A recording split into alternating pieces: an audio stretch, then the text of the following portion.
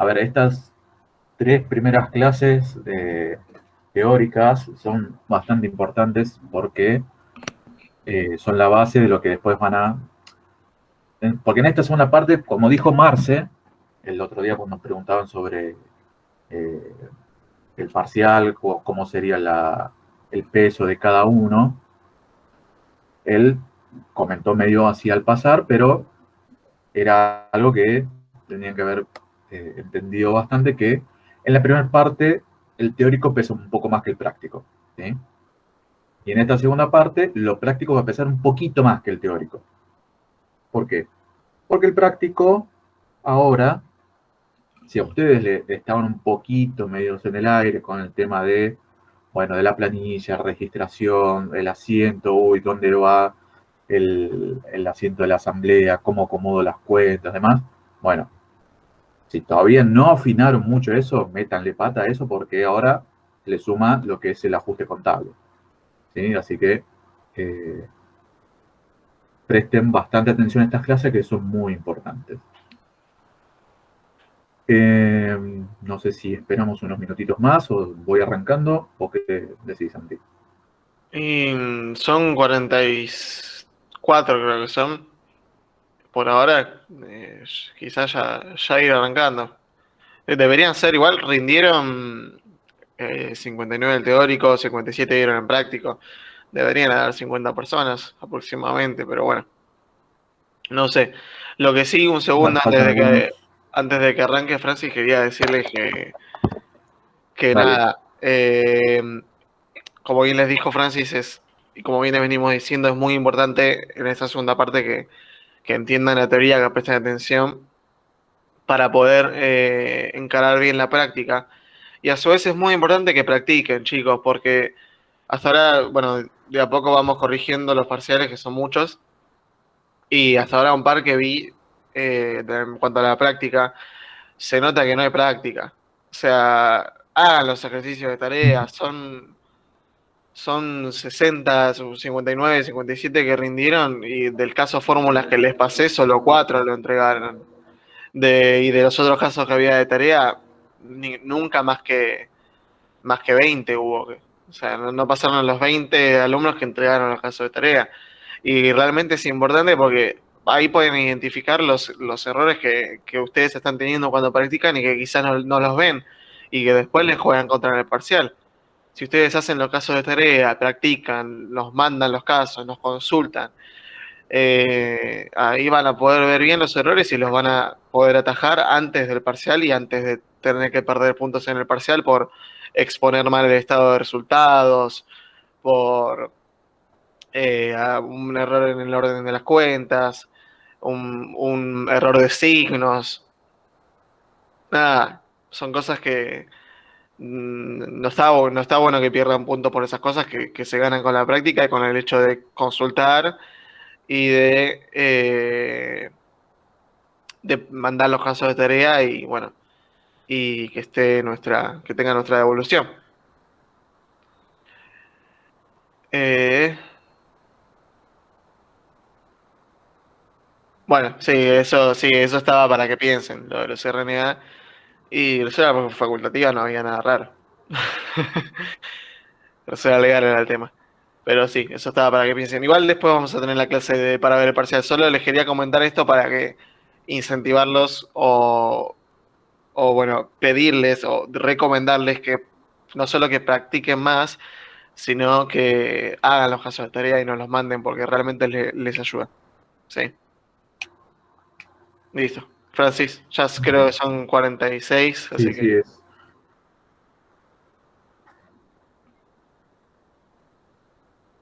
Sí, ahí arrancamos. Y bueno, acoto un poquito más de lo que decía vos, Santi, de bueno, lo que es la práctica. Es nada, es sentarse y hacer los ejercicios una hora, es una hora por día.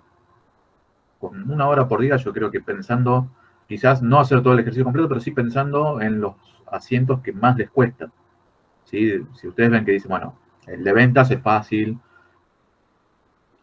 pago una deuda es fácil, bueno, el asiento de asamblea, bien, ese es quizás el más trabajoso. Digo, bueno, hago varias veces el mismo cinto a ver si me sale visión a cualquiera de los chicos, cualquiera de nosotros.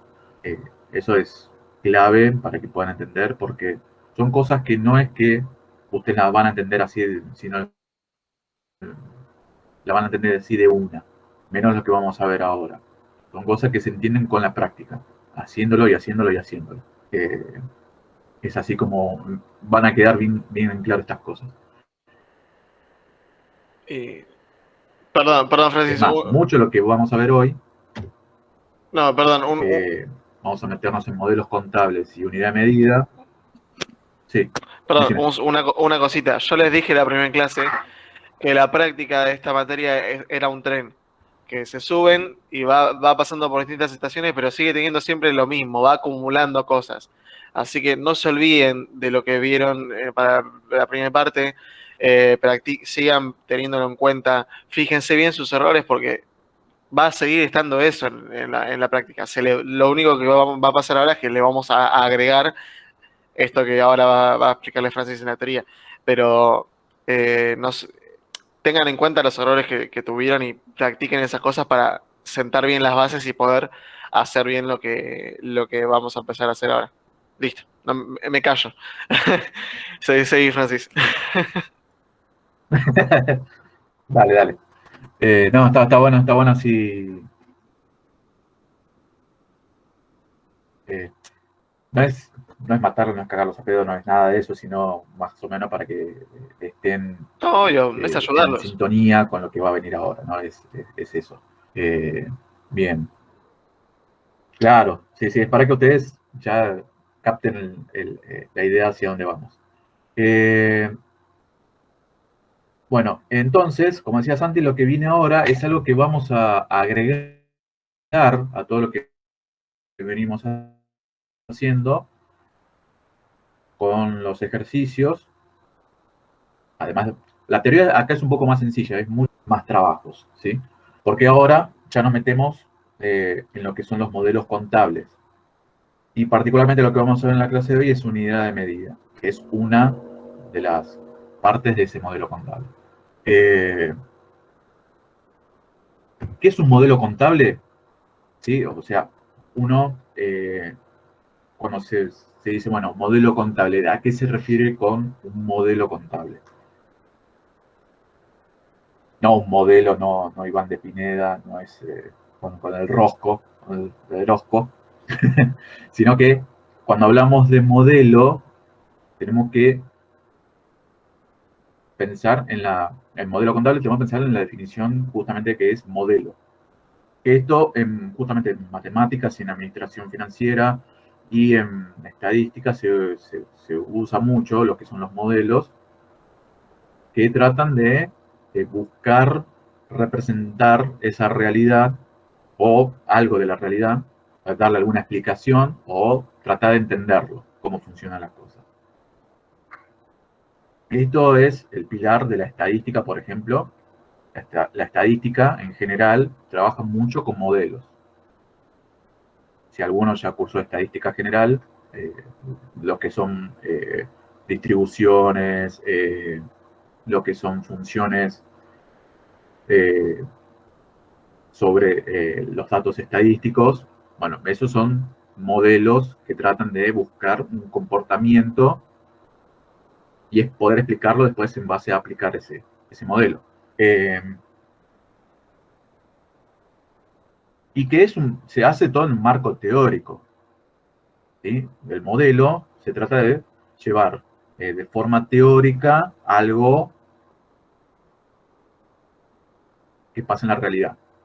¿Sí? Yo no, lo que es, más o menos lo que hablamos con el presupuesto. Por ejemplo, el presupuesto es un modelo. Cuando dimos la clase de presupuesto, hablábamos mucho de tratar de entender un poco lo que puede pasar a futuro. Bueno, yo lo que, a través de ese presupuesto, armo un modelo de lo que yo entiendo que puede pasar a futuro. Tratar de representar lo mejor posible la realidad. ¿Qué es lo que busca la contabilidad? A través de la registración de movimientos, registraciones de hechos, yo trato de buscar esa representación de la realidad a través de un modelo. ¿Sí? Y que obviamente, al ser un modelo, tiene sus reglas y tiene sus características, ¿sí? No es que esto es algo que se creó así nomás y le doy la forma que yo quiero, ¿no? Tiene sus normativas, sus reglas, sus formas de elaborarlo, por eso que hay tanto, para que forma, aunque sea, representar la realidad de distintos entes, de distintas empresas u organizaciones, ¿sí? Bien. Y hay distintos parámetros que están incluidos dentro de este modelo, ¿sí? Hoy vamos a hablar de unidad de medida, pero además tenemos el capital a mantener y el criterio de evaluación, ¿sí? A su vez, estos parámetros tienen características o distintas alternativas. Cuando hablamos de unidad de medida, vamos a hablar de unidad de medida heterogénea o nominal o unidad de medida homogénea. Y ahora vamos a entrar a definir bien esto. Después capital a mantener, vamos a tener capital a mantener financiero y capital a mantener físico. Y después criterio de evaluación con valores históricos o con valores corrientes. ¿Sí? Estos son los modelos o los tipos. Dentro de unidad de medida, es lo que allá al principio en las primeras clases veníamos contando sobre cómo representa el patrimonio de un ente de una manera simple para que cualquier persona pueda entender.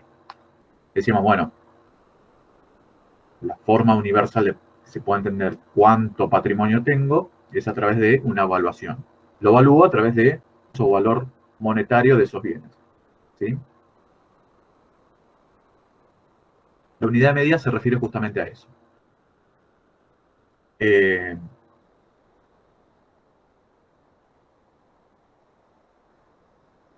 Tratar de medir, darle una unidad de medida pareja a todos los bienes que integran el patrimonio,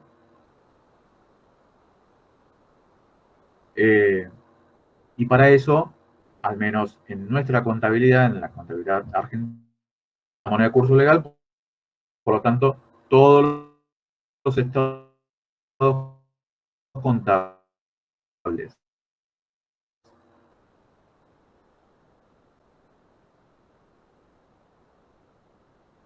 que yo quiera elaborar tienen que estar hechos con esa unidad de medida, que es el peso. Es decir, voy a medir todos los bienes, las deudas que tengo, lo que debo. Supongamos, el día de mañana, no sé, quieren poner, no sé, el, el dólar argentino, por ejemplo. Tanto que nos gusta, eh, tanto que nos gusta el dólar, decimos, bueno, dólar argentino. Bueno, Francis, si esa es la moneda de curso legal, todos los estados contables van a tener que expresarse ahora en dólar argentino. Sí, decime. no, que ahí están diciendo en el chat que se está trabando bastante. No sé si tienes alguna forma de Sí, ¿vos me mejorar la escuchás bien? conexión. Y yo te venía escuchando todo que trabado, pero bueno, no sabía si era yo o si le pasaba a todos.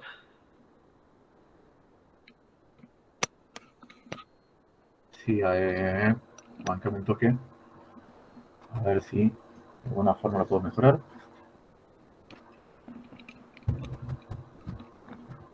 Eh,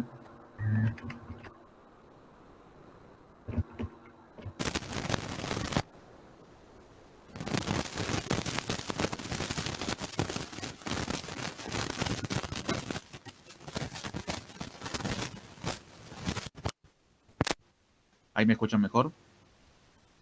Ahí parece que va mejor. Sí, A sí. ver, Sí, por acá. Mi máquina creo que está medio lenta hoy, entonces vamos a recurrir al plan B, que es eh, la opción otra máquina.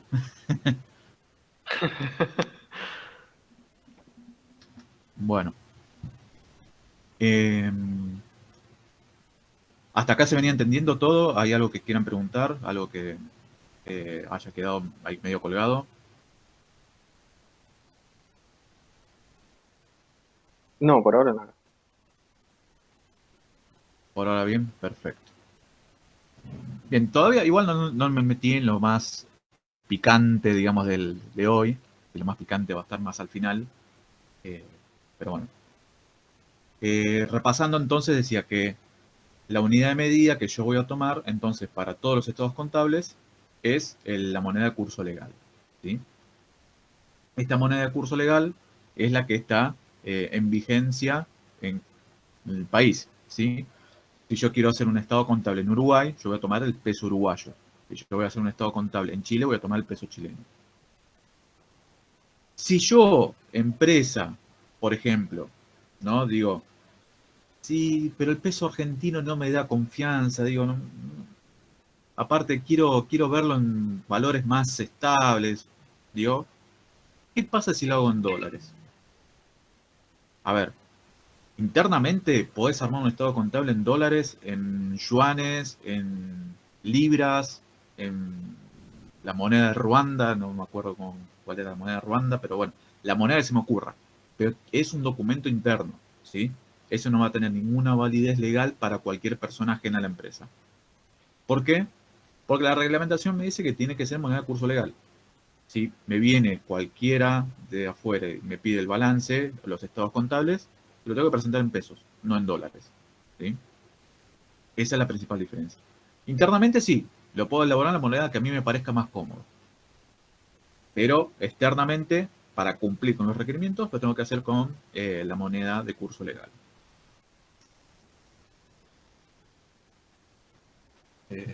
Vamos a...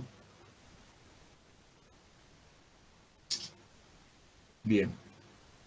Pero ¿qué pasa? ¿Qué ocurre en nuestro país con nuestra querida moneda, con nuestro querido peso, hace ya varios años? Hace ya casi está llegando a los 20 años, ya tiene mayoría de edad el problema con nuestra moneda, que no mantiene un patrón estable de valor, ¿sí?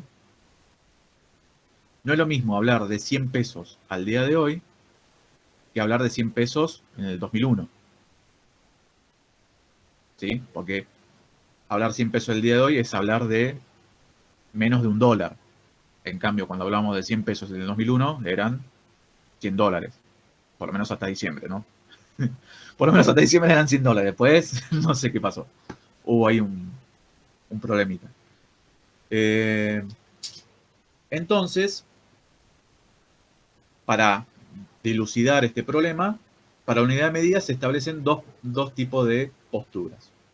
Una, seguir, o sea, bueno, no tiene valor estable, bueno, no importa, yo lo sigo igual manteniendo como moneda estable al peso y digo, si hay inflación, bueno, ya está, lo sigo manteniendo igual, con esa unidad de medida, patrón estable y listo.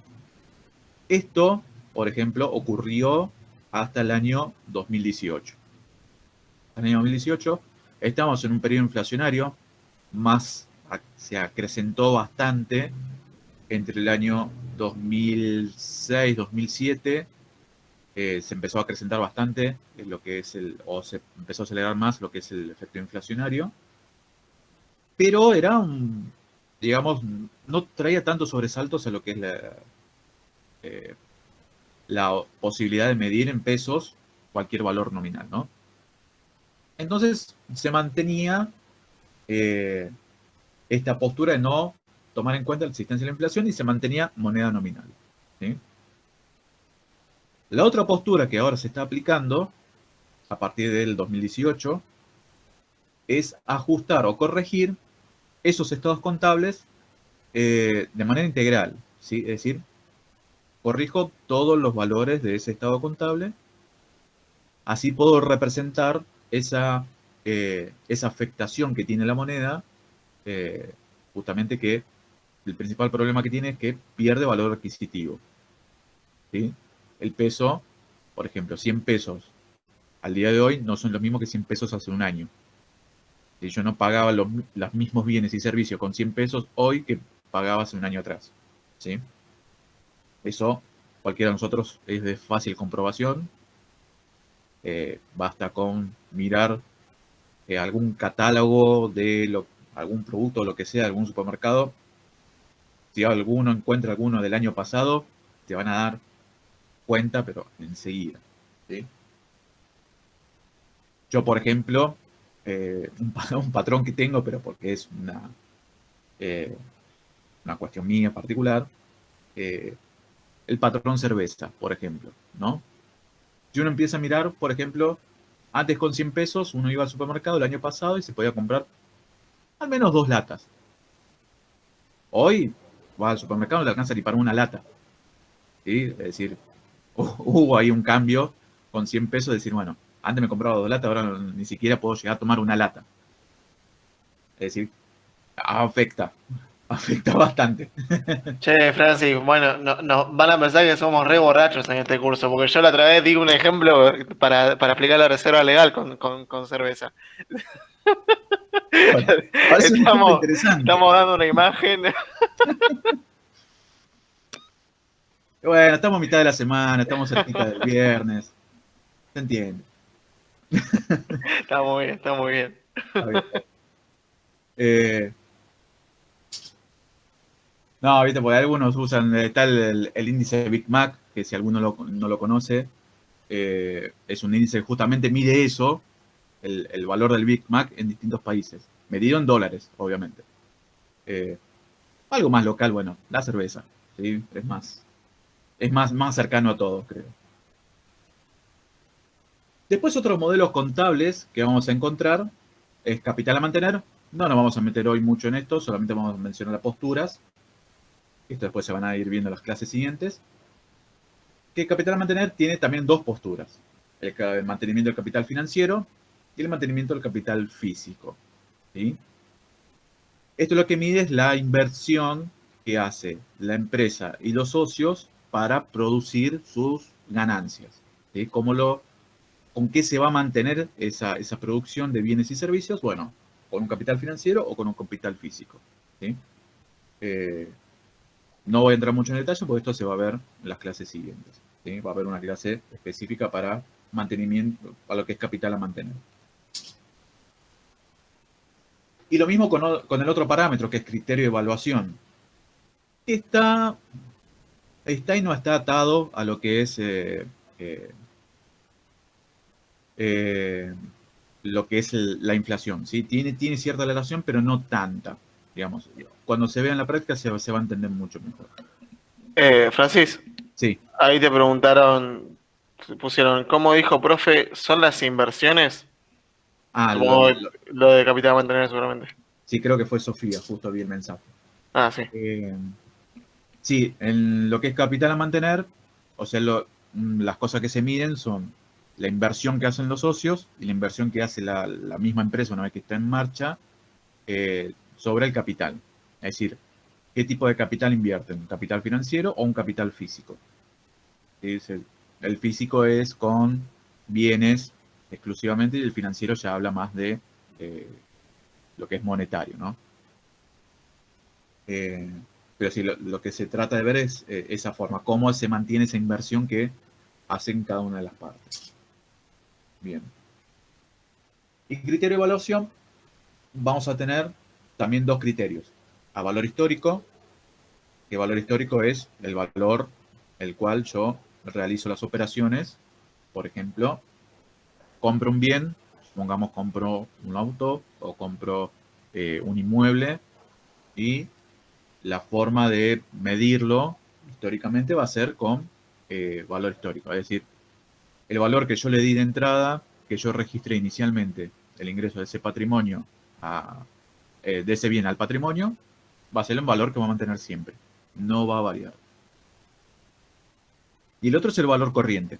Valor corriente hace referencia a justamente el valor más actual, ¿sí? El valor del presente, el valor que tiene al momento que yo me paro a analizar ese valor. Esto se utiliza más para lo que son bienes de cambio, ¿sí? Igualmente, esto también va a haber una clase, es más, Esa clase es bastante importante porque dentro de valores corrientes hay varios tipos de evaluaciones, varios tipos de criterios para poder utilizar y saber qué es lo que tengo que evaluar y eh, qué forma le tengo que dar, ¿sí? Bien. Hasta acá, todo lo que mencionamos, ¿sí? Todos estos modelos contables con estos criterios y estos parámetros, está todo representado en todas estas normas y más todavía eh, de diferentes organismos, ¿sí? Por ejemplo, en el artículo 62 de la Ley de Sociedades me habla sobre la moneda constante, ¿sí? Que me dice cómo tengo que expresar los estados contables. La resolución técnica de número 6 de la Federación, esta es el pilar fundamental. Hoy es, digamos, la RT por excelencia que se está usando en la contabilidad, porque ahí nos habla de, no solamente de unidad de medida, sino también nos habla de qué hacer en épocas inflacionarias y qué tenemos que tener en cuenta al momento de decir si estamos en un periodo con inflación o con un periodo de estabilidad económica, ¿sí?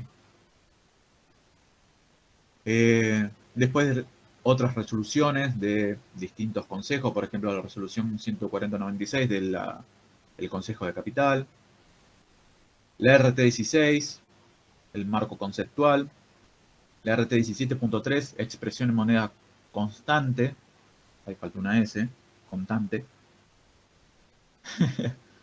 la resolución número 3 del 2002 del Consejo de Capital,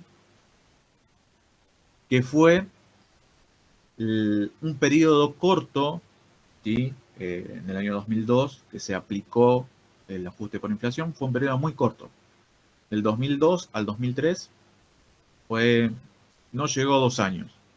Ese periodo en que se aplicó ajuste por inflación, salíamos de la época de la crisis del 2001, se dispararon todos los indicadores, todos los índices que marcan una estabilidad para hacer mediciones, entonces, bueno, se tuvo que volver, bueno, ¿cómo reflejar estos cambios? Bueno, aplicamos ajuste por inflación de vuelta, después de casi 10 años sin aplicarlo. La RT19, ¿sí? Que marcaba la interrupción y después posterior reanudación de los ajustes. Y después otras resoluciones más, y actualmente se está aplicando, si no me equivoco, la resolución general 539/18 de la Junta de Gobierno de la Federación Argentina del Consejo Profesional de Ciencias Económicas, que es la que restableció el ajuste por inflación. ¿Sí? Esa es la que está actual en vigencia.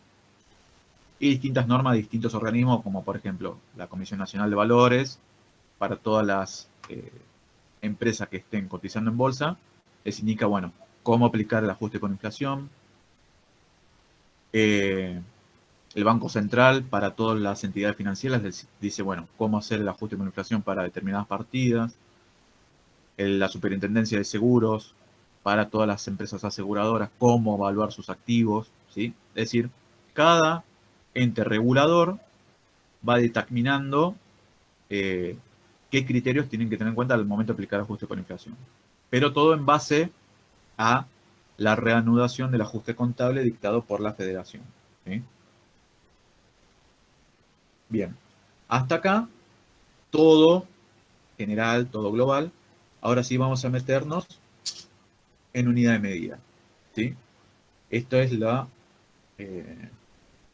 que vamos a meternos hoy, que como mencionaba anteriormente, es cómo yo voy a medir todo el patrimonio de un ente, ¿sí? Hablamos de bienes, hablamos de deudas, hablamos de obligaciones, hablamos de derechos, capital, todo, ¿sí? ¿Cómo vamos a medir cada uno de estos eh, componentes del patrimonio? Bueno, como les decía, se utiliza la moneda de curso legal, ¿sí? En el país donde funciona el ente, te lo dije caseta al cansancio, moneda de curso legal, en la Argentina es el peso, ¿sí? Eh, el Roca, el viejo y querido Roca, que cada vez tiene pobre menos valor, querido Roca, y que incluso ahora ya uno creo que en el bolsillo por lo menos algún billete de 1000 ya tiene. Antes, cuando apareció el billete de 1000, decía, uy, tengo un billete de 1000, una cosa media loca. Ahora, che, no tengo uno de 1000, es como que no tengo nada. Así que es como que ya uno se va acostumbrando de a poco a esos cambios. Eh, Dentro de unidad de medida vamos a encontrar dos estadios que se pueden dar en la economía. El viejo y querido conocido y nunca tan ignorado, ¿sí? Es la inflación, que todos sabemos digamos, a palabras ciudadanas o palabra de calle o definición de calle, que es la inflación, ¿sí? Pero conceptualmente, la inflación es la pérdida persistente del poder adquisitivo de la moneda, ¿sí? ¿Esto qué significa? Persistente habla de que lo voy perdiendo constantemente, ¿no? No es por un periodo corto, no es por un periodo así, no, es constante, ¿sí? Esto lo que da es que la moneda deja de tener un valor estable o un patrón estable a lo largo del tiempo y su propio valor va disminuyendo, ¿sí? Porque lo que es la moneda te representan billetes, ¿sí? Papel billete, papel moneda, y ese va a mantener su valor nominal siempre. No es que uno le agrega un cero y dice, no, esto ya no es 100, ahora es 1000. No. O le borro un cero, no, esto ya no es 100, ahora es 10. No. Ese papel va a ser siempre 100. ¿Sí? El billete de 100 pesos va a ser siempre 100 pesos. Pero, justamente lo que mencionaba era que con esos 100 pesos yo voy a poder comprar cada vez menos cosas. ¿Sí? Lo que antes me compraba con 100 pesos, ahora no me alcanza. Entonces, ahí me está diciendo, bueno, estamos en una época de inflación. ¿Sí? Después tenemos un fenómeno inverso que es muy poco conocido, pero que existe, que es la deflación. La deflación es la baja del nivel de precio, pero una baja generalizada, ¿sí? O sea, no es que baja un bien, no es que hay ofertas, bajan los precios, no. Es la baja general de todos los precios de la economía. Se produce, ¿sí? Esto existe, hay momentos en que se da, pero por periodos cortos de tiempo, ¿sí? No es que como la inflación que es tan persistente, sino que la deflación por lo general se puede dar como máximo entre un año y medio, como mucho. ¿Sí? Es muy raro encontrar estos periodos. Este suceso, por ejemplo, ocurrió meses antes de la crisis del 2001. Durante el año 2000 y 2001 hubo un periodo de deflación, corto, pero hubo. ¿Sí? Había una crisis económica donde cada vez los bienes, digamos, los bienes que se producían no se vendían, ¿sí? Cada vez había mayor desocupación, por lo tanto la gente no tenía forma de consumir o no tenía ingresos, entonces dejaba de comprar ciertos elementos o ciertos productos. Y cuando empezó a ocurrir esto en los productos de primera necesidad, dijeron, bueno, pará, acá está pasando algo, empezamos a bajar los precios. Claro, si empieza a bajar el precio de uno o dos productos, no es problema. Ahora, cuando empieza a bajar el precio de todos los productos, uno que dice, pará, si vos bajas por ejemplo, la leche, si mi competidor baja el precio de la leche, yo no me puedo quedar al mismo nivel de precio, porque todos se van a comprar aquel, entonces yo empiezo a bajarlo. Y si él lo baja, y si yo lo bajo, lo va a bajar el otro también. ¿Sí? Y así se da ese proceso de deflación. Es corto, porque obviamente eso indica que yo voy a tener menos ingresos y por lo tanto voy a tener menos rentabilidad. Por eso que son por periodos cortos. Cuando ya se establece y vuelve a tener un nivel de actividad más o menos aceptable, ahí vuelve a acomodarse a un nivel estable, ¿sí? Pero la deflación es una inestabilidad. ¿Sí? Que voy con esto que no es algo que sea sano ni que sea bueno para una economía. Porque termina como terminamos nosotros en diciembre de 2001 con una crisis muy, muy fuerte. Por así decirlo, estábamos prácticamente en quiebra, ¿sí? El país no tenía ingresos, no tenía nada, ¿sí? O sea, lo que uno tenía, los ahorros, si los podía, si alguno tuvo la suerte de haberlos sacado antes del corralito, fue muchos de esos que lo han podido sacar, han podido sobrevivir, podido pasar esa crisis. Incluso algunos han empezado a tener sus negocios gracias a eso. Pero bueno, eso fue lo que ocurrió en esa época. Pero como no es tan común, siempre nosotros nos referimos a la inflación.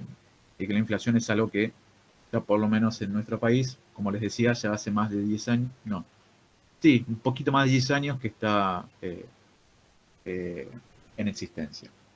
No a un nivel muy fuerte, pero es persistente.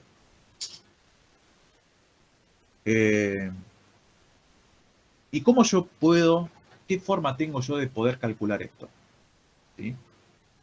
Porque uno dice, bueno, sí, yo voy a comprar, yo, Santi, yo, Sofía, yo, Francisco, puedo ir al supermercado y digo, hay inflación porque yo no puedo comprar lo mismo que compraba el mes pasado con la plata. Hay inflación.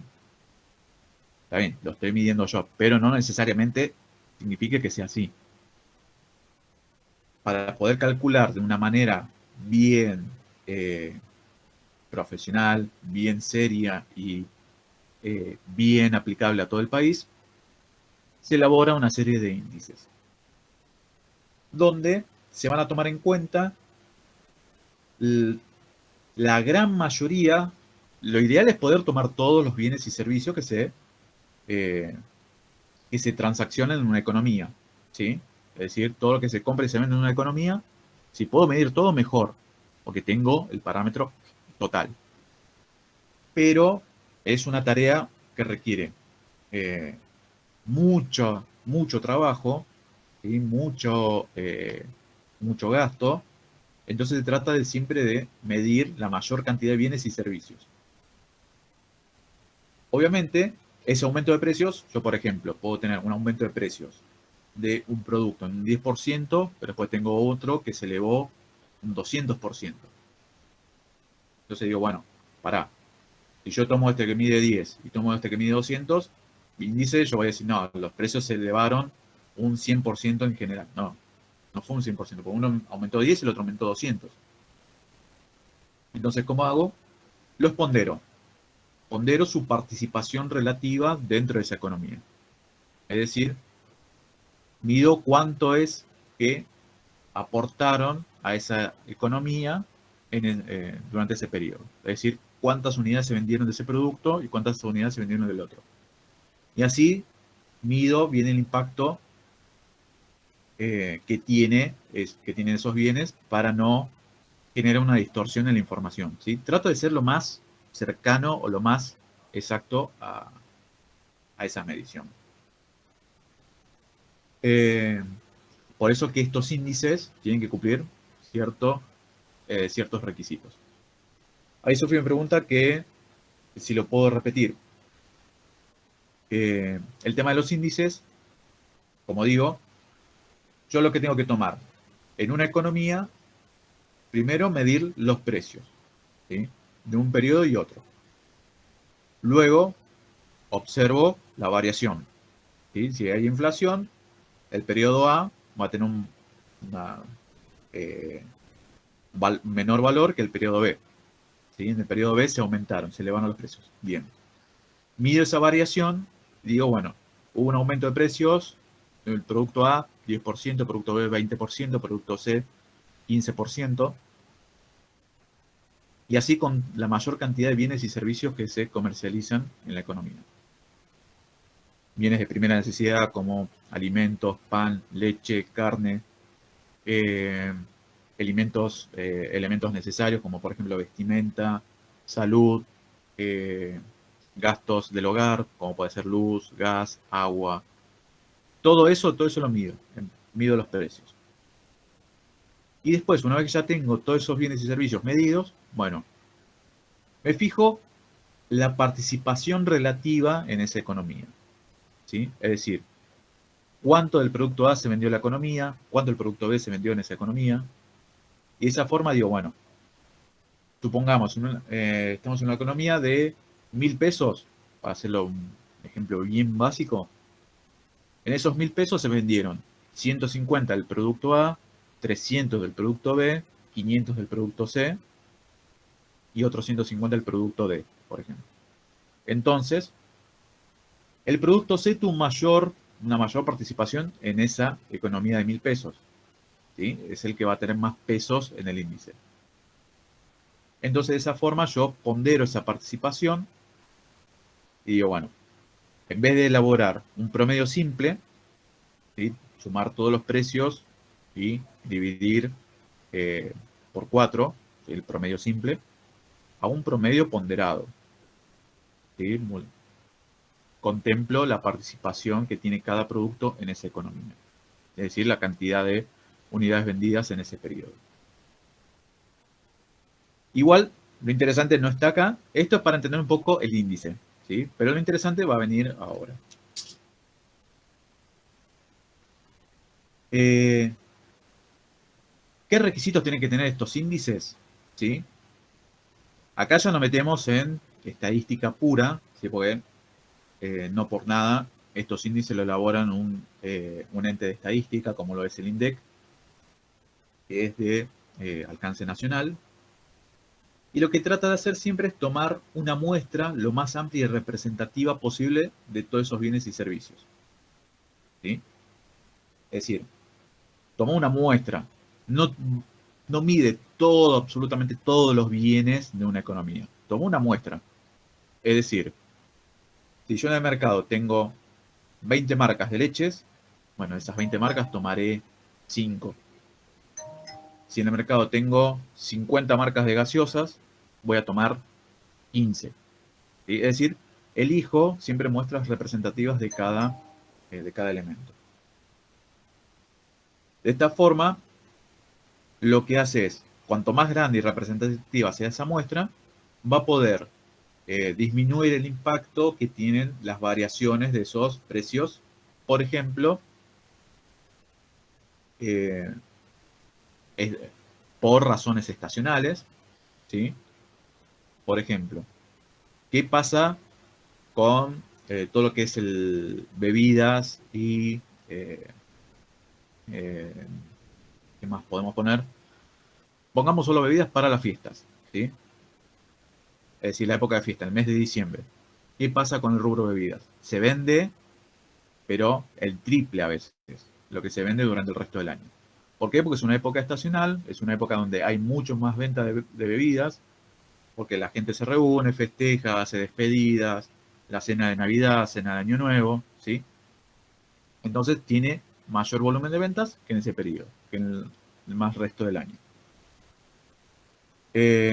Otro ejemplo estacional, por ejemplo, vamos a poner, por ejemplo, la ropa de invierno. ¿Sí? La ropa de invierno, uno se compra mucho más ropa de invierno, obviamente en épocas donde hace más frío. ¿Sí? Durante el periodo abril, marzo, mayo, ¿sí? Es donde más ropa de invierno voy a comprar. Entonces ahí ese producto tiene mayor impacto o un mayor volumen de ventas. También tengo que ver las fluctuaciones geográficas, es decir, por ejemplo, si uno va a Mendoza, prácticamente uno, es más, creo que, sí, Santi, me parece que somos muy borrachos. Se me ocurrió Sí, el sí, ejemplo del vino. definitivamente. Eh, Pues no sé si sabían, creo que, no sé si quería estando o no, en Mendoza se había puesto una fuente de vino. O sea, al nivel al que habían llegado los mendocinos. Claro, su producto, el producto que comercializa por excelencia Mendoza es el vino. Por lo tanto, ahí el vino tiene un mayor peso porque prácticamente todos en esa provincia toman vino, ¿no? Quizás no tanto, por ejemplo, en Corrientes o no tanto en Chaco, ¿sí? Como se consume ahí.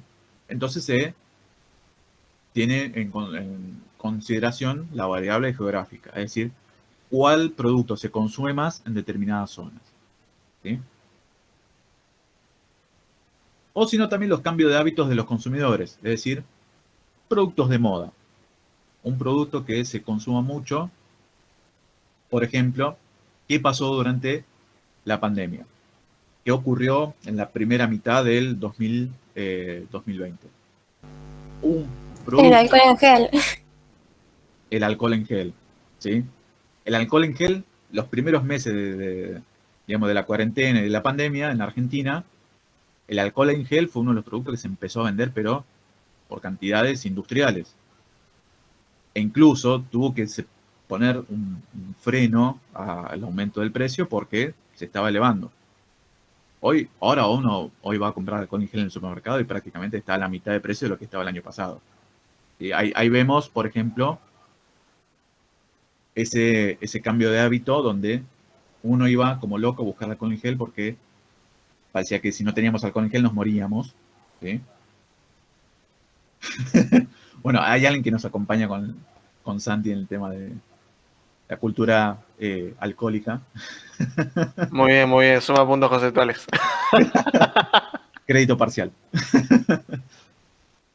Eh, entonces, esos determinados productos se tienen en cuenta también, ¿sí? Porque uno dice, bueno, puede decir que el alcohol en gel en esos primeros meses disparó la inflación un montón, pero sin embargo no. Se tuvo en cuenta esa ponderación para que no impacte el aumento de un determinado bien en el índice que después se elaboraba, ¿sí?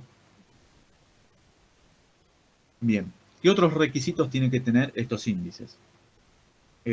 Referirse a periodos breves, ¿sí? Acá se trabaja siempre en periodos mensuales. Se trabaja, el periodo por excelencia es trabajarlo en periodos mensuales. Por eso es que todos los índices siempre se habla de la inflación del mes de mayo, del mes de abril. Se dice, bueno, la inflación del mes que viene puede llegar a ser de tanto, según predicciones, ¿sí? Se trabaja de forma mensual. Ser de pronta y regular difusión. Esto significa que pronta, a los primeros días del mes, yo ya conozco cuál fue la inflación del mes anterior. Y de regular difusión quiere decir que todos los meses se vaya informando sobre este valor, ¿sí? No solamente para el público en general, sino mayor importancia para aquellos que lo utilizan ya sea por ejemplo, para elaborar estadísticas de decir, bueno,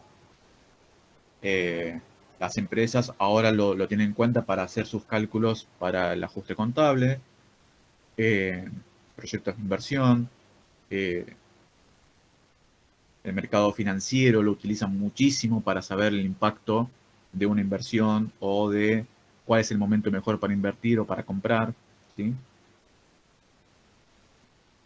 Y que sea confeccionado por un organismo que merezca confianza. Que en su momento hubo particularmente un par de años en que el INDEC, que siempre mantuvo un estándar de calidad y al día de hoy creo que lo mantiene, un muy buen estándar de calidad, por la forma de trabajar que tienen, por la cantidad de datos que procesan. Uno tiene que ponerse a pensar que dice, bueno, lo que mayormente todos conocemos del INDEC, cuando aparece siempre mencionado, es el censo nacional. Así que de hecho este año, no sé si estará programado para este año, pero estamos dentro del plazo en el cual se debería hacer, que es el censo nacional. pero llevan distintos tipos de encuestas que uno quizás no las conoce. Por ejemplo, hay encuestas que las realizan de forma telefónica. No sé si alguno alguna vez recibió un llamado por teléfono diciendo, por lo general es una grabación, a veces es alguna persona, ¿sí?, que trabaja dentro del INDEC. Tu trabajo es llamar números al azar y hacer una serie breves de preguntas, no muchas, entre 10 y 20 preguntas, que elabora distintos tipos de estadísticas. Y hay un índice que se elabora con lo que se llama una encuesta permanente de hogares, ¿sí? Esa encuesta permanente de hogares es justamente lo que se hace es medir distintas variables, como por ejemplo, nivel de ingresos, nivel de estudios, nivel de consumo, algunos otros tipos de niveles, que eso le da estadísticas mucho más interesantes para tomar medidas lo más pronto posible. Pues si uno espera cada 10 años al censo, como que es un poco mucho tiempo como para tomar ciertas medidas de la economía, ¿sí?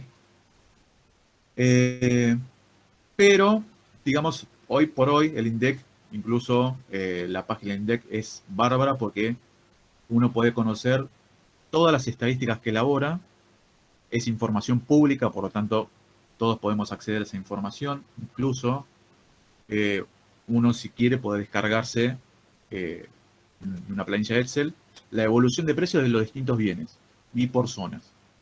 Tiene separado por bien, por zona geográfica, por estacionalidad. Lo tiene muy bien mostrado y realmente es bastante interesante poder conocer esa información. Bien. Con todo esto, yo voy a poder consultar distintos tipos de índices, ¿sí? Todos estos índices, como mencionaba, los elabora el INDEC y con cada uno voy a tomar distintas mediciones. Por ejemplo, el índice de precios al consumidor, que es el IPC, o de costo de vida, es lo que se utiliza para medir la brecha entre las distintas clases sociales, ¿sí? Cuando uno escucha hablar en noticias o en notas o por radio o alguna investigación periodística, uno dice, determinada familia tiene que tener tal ingreso para no estar por debajo de la línea de pobreza. O se necesita tanto ingreso familiar para ser de clase media. O la clase alta, la clase ABC1, está por encima de esta línea de ingresos. Bueno, eso se mide con el IPC. ¿Sí? El IPC lo que me dice cuánto es lo mínimo que tiene que tener una persona, una familia o un hogar para estar dentro de un rango social, ¿sí? De esta forma, a través del IPC, el Estado puede tomar medidas para decir, bueno, si tengo un IPC muy alto que me que me dice que la pobreza es tanto a través del IPC, dice, bueno, ¿qué hacemos? Tratamos de que ese nivel de precios baje. ¿Cómo?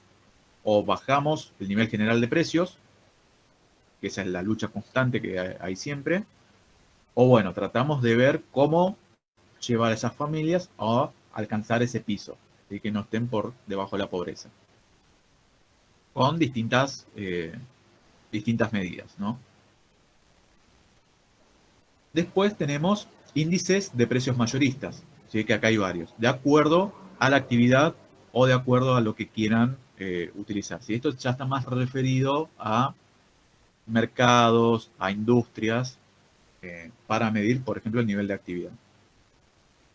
Tenemos el índice de precios internos al por mayor, el IPIM, el índice de precios internos básicos al por mayor, esto es la industria básica, ¿sí? Es decir, todos los productos primarios de consumo, y el índice de precios básicos del productor, ¿sí?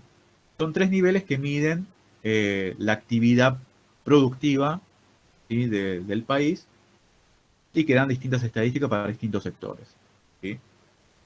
Por ejemplo, a la industria del campo, al IPC, mucho no le va a interesar. Le va a interesar más que nada el índice de precios básicos al productor. Ese sí le interesa. ¿Sí? Y de todos estos, según el INDEC, elaboró un informe al momento de empezar a aplicar este sistema de estadísticas. El IPIM era el más indicado porque no estaba afectado por ningún tipo digamos, de política comercial o de política política empresarial con el IPC, que el IPC depende mucho de la política comercial o empresarial que tome determinadas empresas. En cambio, el índice de internos al por mayor era como más general, se enfocaba más a lo que es la comercialización de bienes entre empresas. Entonces decía, bueno, este es el más indicado para poder medir bien las variaciones de precios y por lo tanto es el que decimos, bueno, este es el que vamos a utilizar para medir si hay inflación o no hay inflación. ¿Sí? Y después lo otro que decía, bueno, ¿cómo medimos? Es decir, ¿qué tomamos en cuenta? ¿Qué tomamos de referencia? Hasta esta nueva aplicación del índice de precios al por mayor, se tomaba como base de precios el año 1993. ¿Por qué ese año en particular? En ese año, año del querido Carlos Saúl, ¿sí? Se logró una estabilidad económica lo suficientemente tranquila. ¿Sí? Ya esto, los que hayan hecho economía o los que estén por hacer alguna materia más de economía, lo van a ver bien. Lo que fue la época del 87, 88 al 90 y pico, 91, 92. En el país había una época de inflación que seguramente siempre van a escuchar comparada con esa época, que se conoció como hiperinflación. ¿Sí?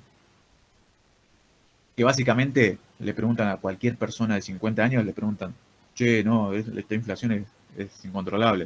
Me va a decir, a ver, pibe, la que vivimos, la hiper, ya estamos acostumbrados. ¿Por qué? Porque en esa época, en ese periodo, la inflación era tal descontrolada en que quizás no era que había variaciones de precio de un mes a otro, había variaciones de precio de una hora a la otra.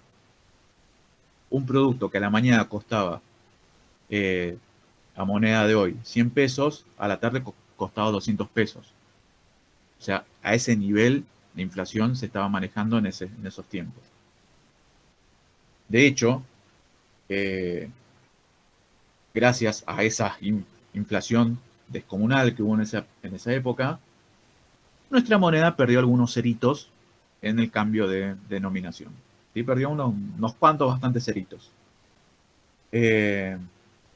Entonces, en esa época había mucha inflación y llegaron al año 93 después de una serie de medidas que fueron a la postre o digamos, al día de hoy entendemos que fueron pésimas medidas, pero bueno, en ese momento no se pensaba tanto en eso. Lograron una estabilidad en el año 93. Y a partir de ese año se empezó a tomar como base 100 estos índices para poder empezar a medir todas las fluctuaciones de los valores de precios. ¿Sí?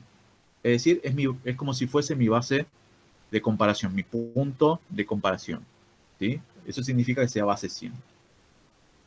Pero bien, esto es hasta el año 2002, 2003 que se utilizaba este mecanismo.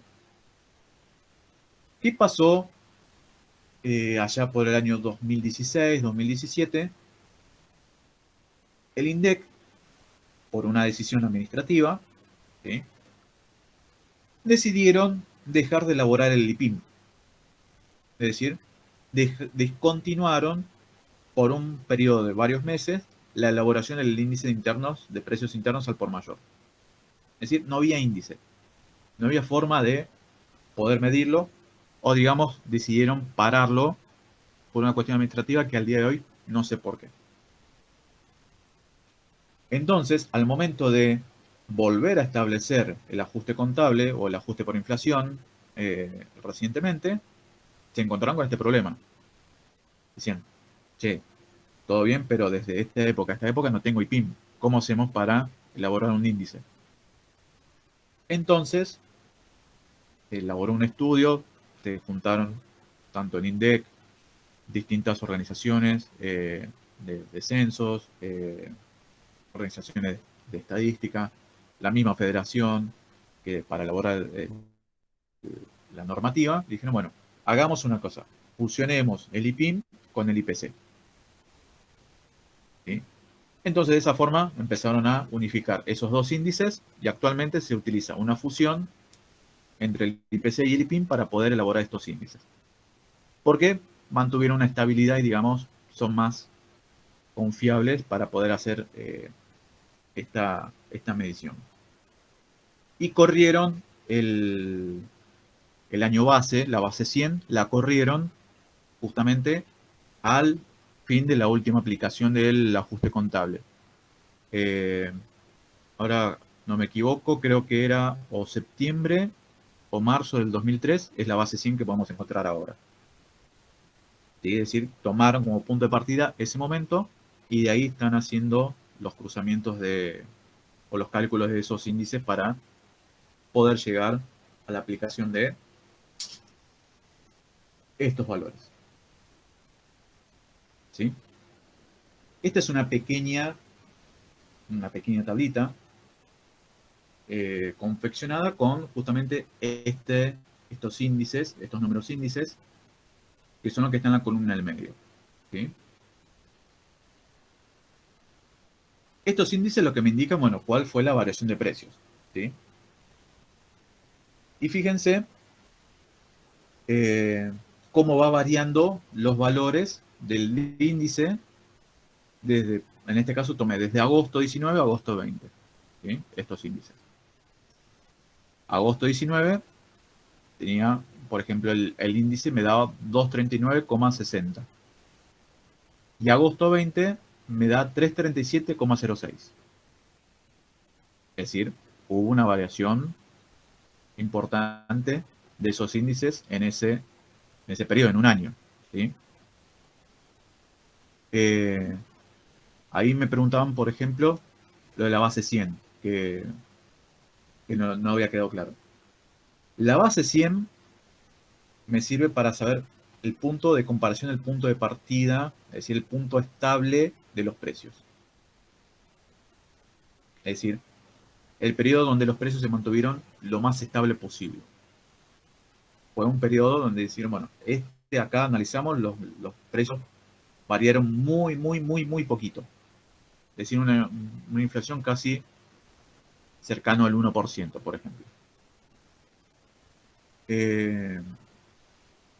Entonces, desde ese momento, ese índice que tiene la base 100, se dice, bueno, este es el punto de partida. Desde acá vamos a empezar a medir todas las fluctuaciones de los precios de acá en adelante. ¿Sí? Eso es lo que me determina la base 100, la base de comparación. Por eso es que estos índices acá tienen valor 200, 300, e incluso ahora se está llegando al índice 400 ya, por estos meses. Eso entonces me dice que a medida que yo me voy alejando en el tiempo para atrás, es decir, por ejemplo, acá en esta escala estamos parados en agosto 20, ¿no? A medida que yo me voy alejando de agosto 20, ese índice se va bajando. Va bajando, va bajando, va bajando, hasta llegar a la base 100. ¿Sí? Ahora voy a ver si creo que tengo acá una planilla, un Excel con justamente estos índices. Para que vean cómo es la variación. ¿Esto qué me indica? Que los precios se fueron elevando constantemente, periodo a periodo. ¿Sí? Periodo a periodo, estos índices se fueron elevando hasta llegar al actual. Y en la tercera columna, fíjense que hay una columna que dice coeficiente. ¿Sí? Esa columna que dice coeficiente es justamente el número que voy a utilizar para hacer las correcciones. ¿Sí? Es decir, para yo corregir valores de periodos anteriores, utilizo ese coeficiente. De esa forma, yo lo voy a llegar a tener el mismo nivel los precios de agosto 19 con el de agosto 20. ¿Sí? Lo equiparo, lo emparejo, lo corrijo ese precio hasta llegar a ese mismo valor. Es decir, si yo, por ejemplo, tengo 100 pesos hoy en agosto 20, si yo quiero saber cuánto representa estos 100 pesos en agosto 19, lo que hago es multiplicar esos 100 por 1,40.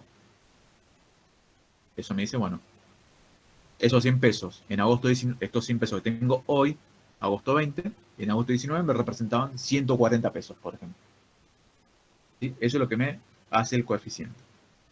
Me pone en parejo esos valores. ¿Sí? Y justamente estos coeficientes son lo que yo después voy a utilizar para hacer estas correcciones. Pero acá, para poder entenderlo, tengo que comprender.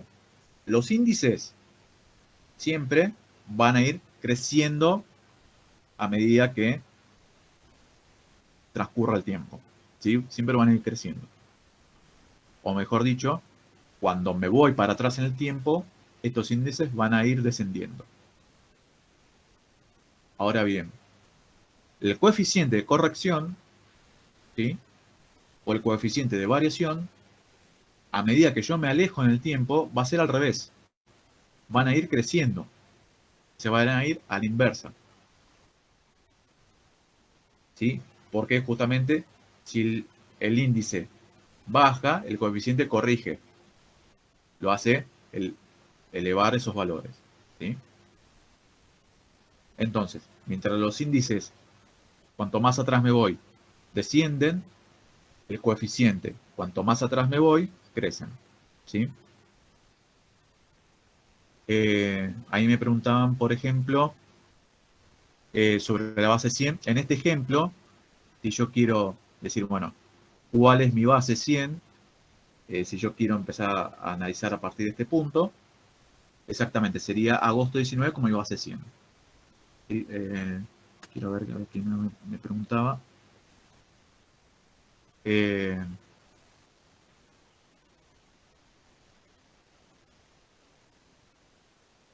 Ahí estaba la consulta. Perdón, pero está lenta mi máquina hoy. Ahí Sofía Álvarez, justo. Ella me preguntaba. Agosto 19 sería la base 100. Para este ejemplo, sí, para este cuadrito que yo tengo acá, exactamente, sería como la base 100. Porque es mi punto de partida. ¿Sí? Una pregunta. Sí, Sí, o sea, por ejemplo, si tu coeficiente vas para atrás y llega a ser 2, quiere decir que en esa época tu plata valía el doble, digamos. por así decirlo, sí. O sea, la variación que hubo entre ese periodo significa que, exacto, tu Claro, moneda perdió la mitad. la mitad del valor. Claro, buenísimo. Está bien. Sí, es lo que me ayuda a entender cómo varió los precios en esos periodos. ¿Sí? Para entender justamente los movimientos del coeficiente, eh, Igual en ningún momento llega a cero, ¿no? el coeficiente, Claro. no, el coeficiente más chico O sea, es siempre 1. es, claro, siempre es uno porque se va actualizando. Exactamente. Cuando estamos, por ejemplo, cuando tengo el periodo coeficiente 1, estoy midiendo valores en el mismo tiempo. ¿Sí? Profe, se te escucha mal. Sí, creo que están escuchando un ruido feo. Ahí está.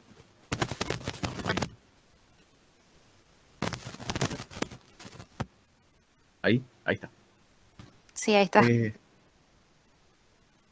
Bien. Eh, Sí, el coeficiente siempre va a ir de 1, que es el periodo en el cual yo estoy parado, a, puede ser, dependiendo cuán atrás me vaya en el tiempo, ¿sí? A medida que más atrás me vaya, por ejemplo, si me voy de acá a 10 años, voy a encontrar coeficientes de valor 10. Si me voy a 20 años, voy a encontrar coeficiente de valor 30. ¿Sí? Es dependiendo del tiempo en cual yo lo estoy midiendo. Y el comportamiento que va a tener justamente estos coeficientes, si yo lo mido en un gráfico, ¿sí? Lo que veíamos antes, este coeficiente, si yo lo pongo en un gráfico, van a ver que tiene una pendiente descendiente, ¿sí? Se va a ir acercando cada vez más al 1, que es el periodo en el cual yo estoy parado.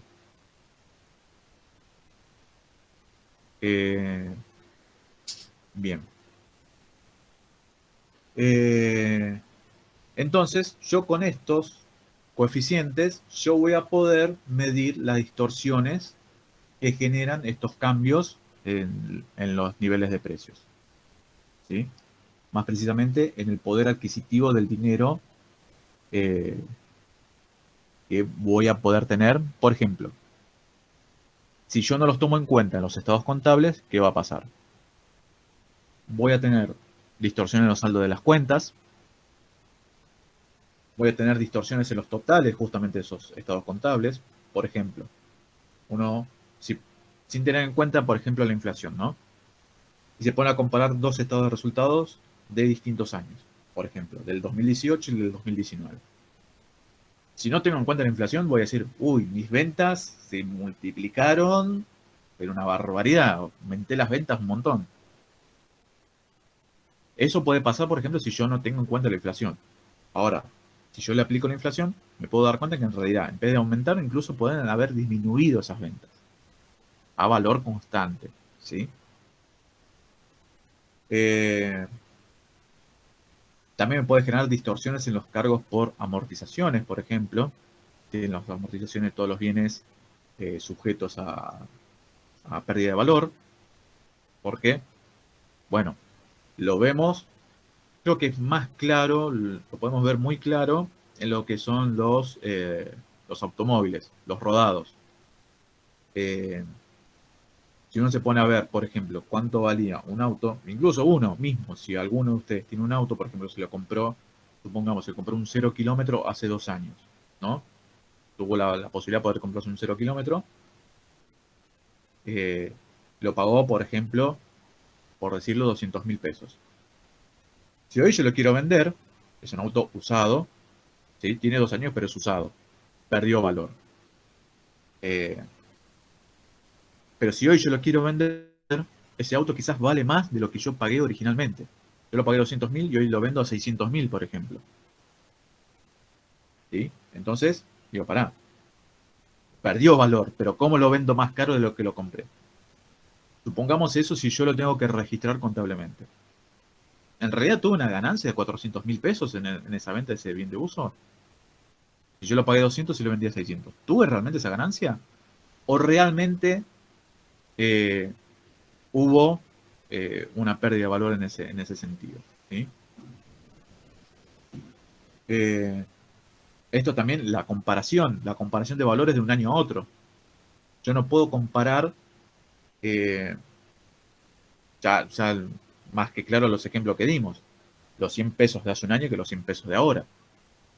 No tiene forma de compararse. Pues yo estoy comparando, si yo quiero ver lo que comprabas con 100 pesos hace un año y lo que compro ahora, no es lo mismo, ¿sí? Estas son las distorsiones que viene a corregir todos estos coeficientes. O por lo menos intentan hacerlo, ¿sí? Porque puede quizás tener alguna que otra eh, eh, complicación en el medio, ¿sí? Por eso que siempre se trata de mostrar lo más cercano a la realidad posible en los estados contables. Teniendo esa premisa, digo, bueno, tengo que mostrar realmente si estoy ganando o si estoy perdiendo. Lo que hago es aplicar estos coeficientes de corrección.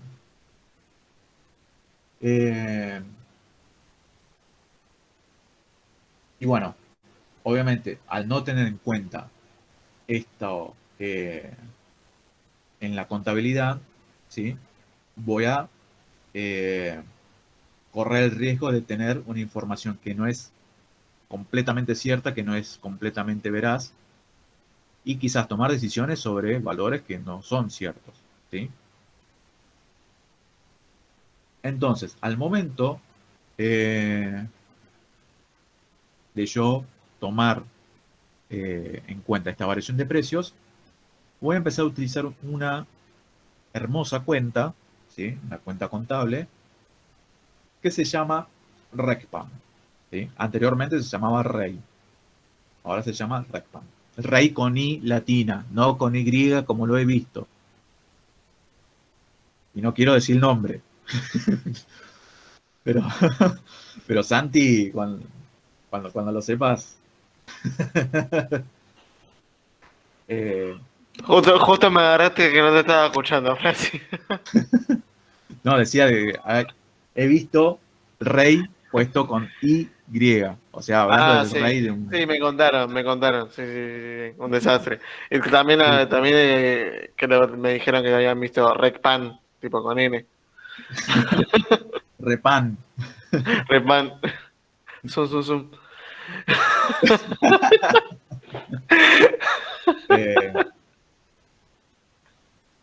Eh, sí, no, un desastre. Eh, pero, o sea, es rey con I latina, ¿sí? Resultado por exposición a la inflación. Igualmente, para beneficio de ustedes, esta no se utiliza, la que vamos a utilizar y la que es tan vigente es RecPam, que es resultado por exposición al cambio del poder adquisitivo de la moneda. Todo eso, ¿sí? Lo que pasó es que dijeron que, bueno, sí, que el rey no era inclusivo. No incluía al caso de la deflación. Porque sí, resultado por posición de la inflación. ¿Y qué pasa si tengo deflación? Claro. Entonces ahí lo cambiaron a hermoso resultado por exposición al cambio del poder adquisitivo de la moneda. Sí, es más generalista. Si bien, como mencionaba, la deflación no es algo que sea común, pero existe. Entonces, para poder incluirla, se utiliza la cuenta RecPam. Se le escribo eh, exposición al cambio del poder adquisitivo de la moneda. ¿Sí? Es como los agentes Marvels y los agentes de Shield. No sé si alguno vio Iron Man 1. Bueno, ahí hay un claro ejemplo de por qué se dice RecPam. Bien. Entonces, para poder aplicar este ajuste, ¿sí? Este ajuste integral que me indica la RT6, resolución técnica 6, modificada recientemente para incluir no solamente el nuevo índice que se va a tomar como base para hacer estas mediciones, sino también ciertos criterios para decir, bueno, cuándo, en qué momento tengo en cuenta si estoy ante un periodo inflacionario, ¿sí? Entonces, eh, lo primero que hay que tener en cuenta es que cuando yo aplico un ajuste por inflación, no hay que confundirlo con una cuestión de valuación, ¿sí? Cuando hablamos de valoración de bienes. Esto es lo que se va a ver con criterio de evaluación, ¿sí? Por eso le decía, está un poquito atado con la unidad de medida, pero no significa que esté concretamente ligado, ¿sí? Eh, porque obviamente yo cuando aplico ajuste por inflación, los bienes obviamente también los voy a valuar a un valor corriente, ¿sí? Pero no a un valor actual de la moneda. Pero no necesariamente tienen que estar completamente ligados al valor corriente de ese bien, ¿sí? Esto igual después se va a ver en la clase. Pero sí hay que entender esto de que cuando hago ajuste por inflación no estoy hablando de una cuestión de evaluación, ¿sí? ¿Qué tengo que hacer para aplicar el ajuste? Primero tengo que determinar la fecha de origen de las partidas, ¿sí? Todos sabemos cuando hablamos de partidas, estamos hablando de el momento en que se originó la registración contable, ¿sí? La partida contable. Es decir, compro algo el 31 de mayo del 2019, esa es mi fecha de origen de esa partida contable. ¿Sí? La compro un bien el 31 de mayo del 2019. ¿Para qué me sirve determinar la fecha de origen de esa partida? Porque con ese dato yo voy a mirar ese índice de ese periodo. Voy a buscarme la tabla de índices, busco mayo 19, índice tal, perfecto, identifiqué el índice. Para eso me sirve conocer la fecha de origen de las partidas. Y una vez que ya tengo esa fecha de origen, procedo a la reexpresión de esos importes originales. Es decir, 31 de mayo de 2019, compré un bien a 10.000 pesos. ¿Sí? Bien X. Pero quiero conocer cuál es el valor de ese bien X que compré hace casi 2 años a ahora, a este momento, a mayo 2021. Entonces, lo que hago es reexpresar ese valor de origen. ¿Sí? Si yo lo di como ingreso a mi patrimonio por 10.000 pesos, esos 10.000 pesos los voy a reexpresar a través del coeficiente de corrección o coeficiente de reexpresión. ¿Sí?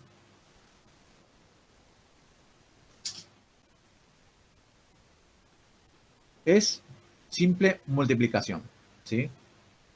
Ese importe reexpresado va a ser igual a ese importe original, esos 10.000 pesos, por el coeficiente corrector. ¿Sí? Por eso es que esos coeficientes son mayores a 1. ¿Sí? Porque si yo estoy corrigiendo importes de periodos anteriores, periodos antiguos, si hay una época de inflación, obviamente ese valor vale más, o sea, tiene un mayor valor porque la moneda perdió valor. ¿Sí? Entonces, para conocer ese importe reexpresado, por ejemplo, si yo quiero saber cuánto vale ese bien que yo compré hace 2 años, tomo esos 10.000 pesos y lo multiplico por el coeficiente corrector y digo entonces, bueno, eso que hace 2 años valía 10.000 pesos, hoy vale, supongamos, 20.000 pesos, por ponerle un coeficiente. Es decir, tomé esos 10.000 y lo multipliqué por 2. Por ejemplo, si hoy, por ejemplo, esos 10.000 valiesen 15.000, yo lo que hice, tomar esos 10.000 y lo multipliqué por 1,5. ¿Sí? Eso es lo que hago con el coeficiente corrector. Y si yo estoy trabajando con un sistema contable, ese importe original lo voy a extraer de los correspondientes mayores. Es decir, voy a analizar las registraciones contables de periodos anteriores y voy a buscar dónde tengo registrado ese dato. ¿Sí? Bien. Ahora, ¿cómo voy a hacer para calcular ese coeficiente corrector? ¿Sí? Es decir, ¿cómo obtengo esos coeficientes? Los que yo tenía acá en esta tablita.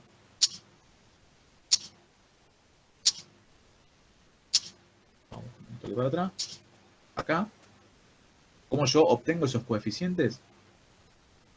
Lo que hago es tomar el periodo, ¿sí?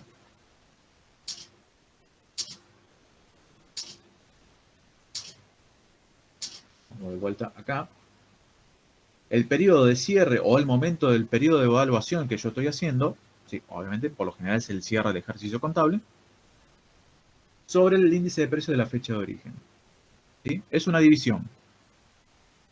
Divido el índice del cierre, ¿sí? Del periodo de cierre, lo divido por el índice del precio de origen. En el ejemplo que yo tomé, hice, por ejemplo, el índice de mayo 2021 lo dividí por el índice de mayo 2019. Y ahí me dio el coeficiente. Eso es lo que yo tengo que tener en cuenta para corregir. Y como bien me preguntaban hace un ratito, el índice corrector siempre tiene que ser mayor a 1.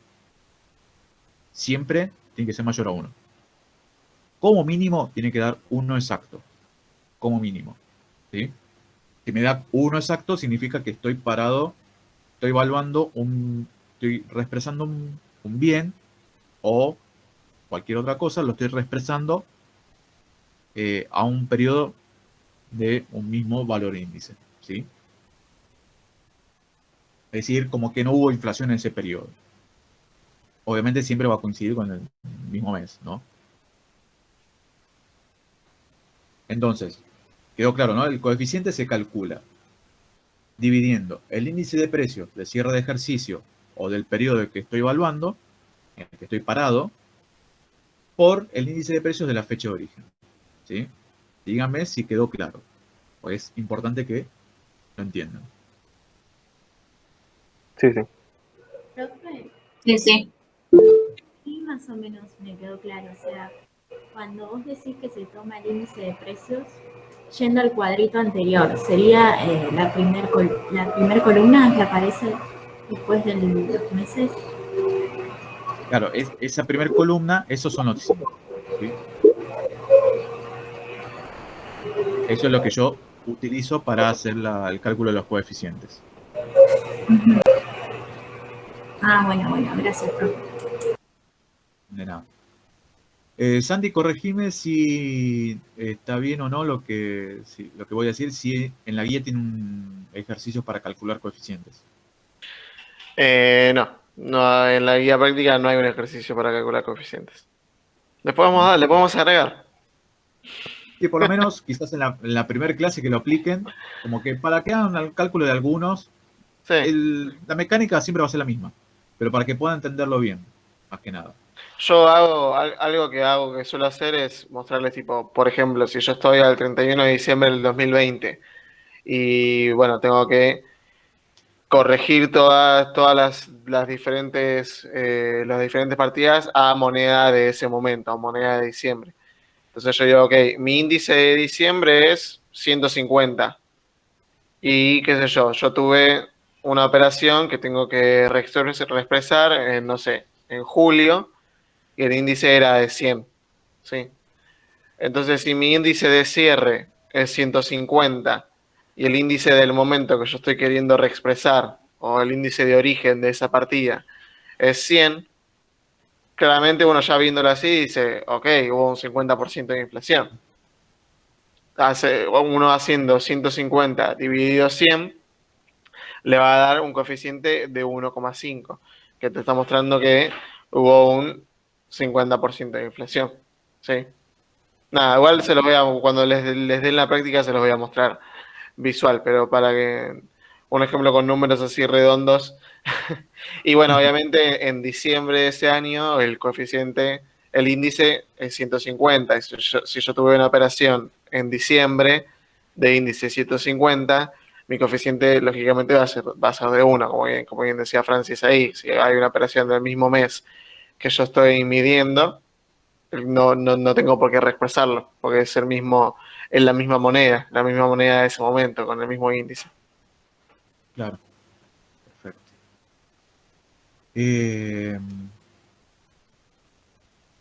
Ahí había algo que quería mencionar y ahora no me acuerdo exactamente. El tema de los periodos.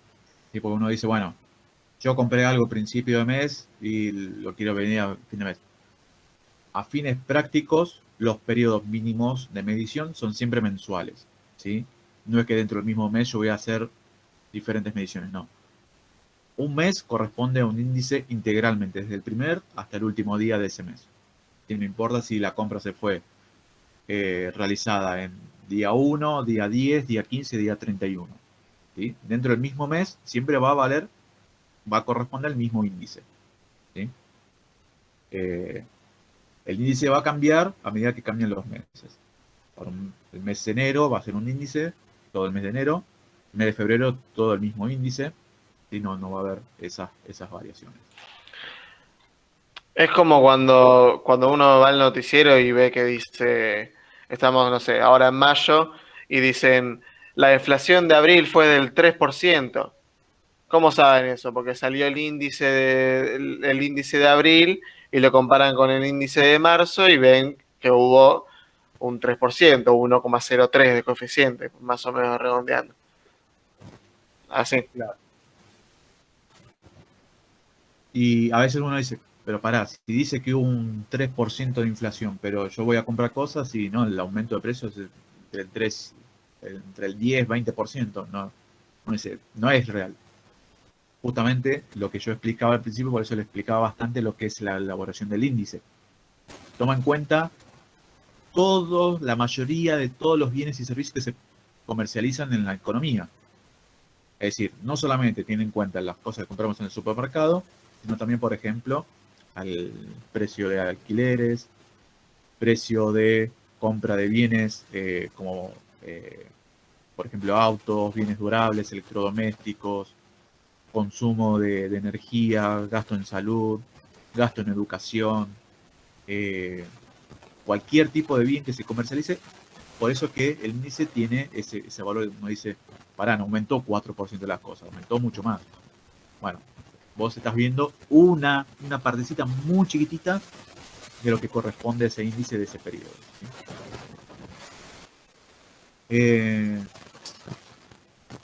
Bien. Y otra cosa que hay que tener en cuenta al momento de hacer la aplicación de los coeficientes. Francis, se te está escuchando medio mal otra vez con el ruidito. Ahí va. Ahí está. Sí, ahí va. Estas partidas, ¿sí? Yo las tengo que clasificar en dos grupos. Porque no todas, es decir, yo no es que voy a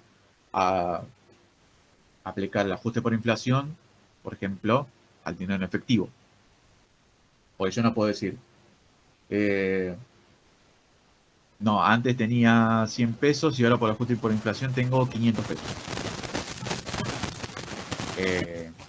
En realidad no era así, ¿sí? Porque justamente el efectivo mantiene su valor nominal, ¿sí? No es que cambie, no es como yo decía, no es que al billete yo le voy a agregar un 0 y ahora el billete de 100 vale 1000. No. Ese efectivo es una partida monetaria, ¿sí? Se lo considera como partida monetaria. ¿Por qué? Porque yo no le puedo cambiar el valor, ¿sí? No puedo actualizarlo.